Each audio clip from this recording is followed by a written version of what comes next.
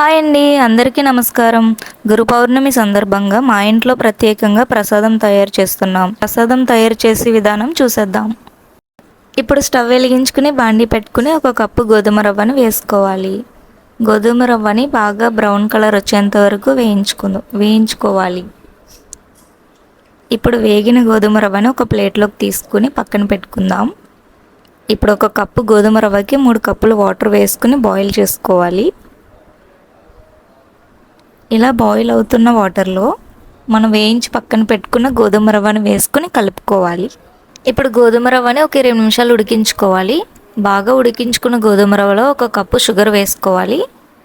Sugar వేసుకున్న తర్వాత మళ్ళీ ఇంకొక 5 నిమిషాలు గోధుమ రవ్వను ఉడికించుకోవాలి.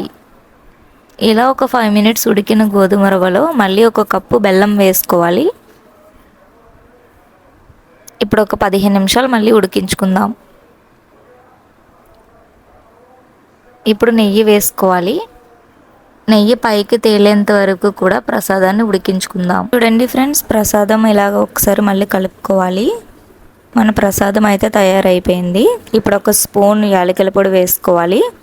ఒకసారి మళ్ళీ కలుపుకుని ప్రసాదాన్ని పక్కన పెట్టుకుందాం. ఇప్పుడు ఒక గిన్నె పెట్టుకుని ఒక 2 స్పూన్లు నెయ్యి వేసుకోవాలి. జీడిపప్పు కిస్మిస్ వేసుకుని బాగా బ్రౌన్ కలర్ వచ్చేంత వరకు వేయించుకోవాలి. వేగిన జీడిపప్పు కిస్మిస్ ప్రసాదంలో వేసుకోవాలి.